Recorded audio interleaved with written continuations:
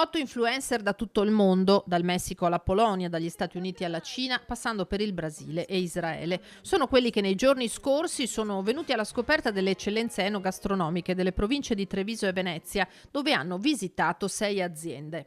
Amigos, saludos desde Italia. Me encuentro en la ciudad de Treviso, como unos 30 kilómetros afuera de Venecia.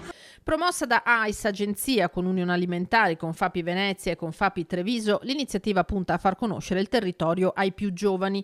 Gli influencer, con i loro reel, le loro storie, metteranno in vetrina il bello e soprattutto il buono che la marca e il veneziano hanno da offrire. Partendo proprio però dal prodotto agroalimentare, quindi il dolciario, il vino ovviamente, birra, tutte quelle che sono eccellenze che tutto il mondo ci invidia. Quindi con linguaggio appunto molto smart, contenuti audio video di pregio che poi ovviamente verranno rimbalzati su tutti i social network e ci daranno grande visibilità. Comunicazione digitale che si trasforma in numeri reali, oltre 30 miliardi di dollari il giro d'affari generato da influencer e blogger di settore.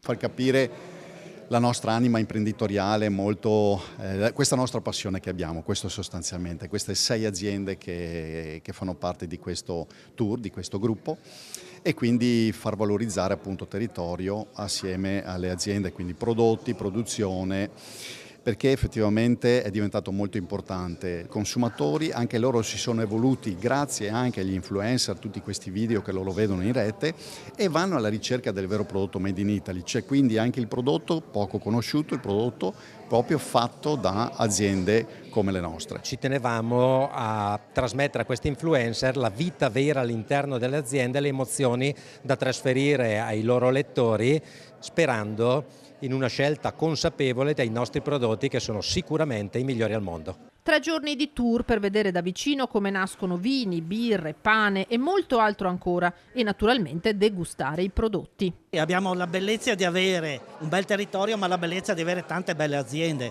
quindi ci può essere un turismo che è legato alla cultura, all'arte, al paesaggio, ma anche un turismo industriale. Bisogna sfruttarlo di più, bisogna mettere in rete più aziende. È bello raccontare le eccellenze del nostro territorio attraverso uno strumento molto attuale che sono i social network.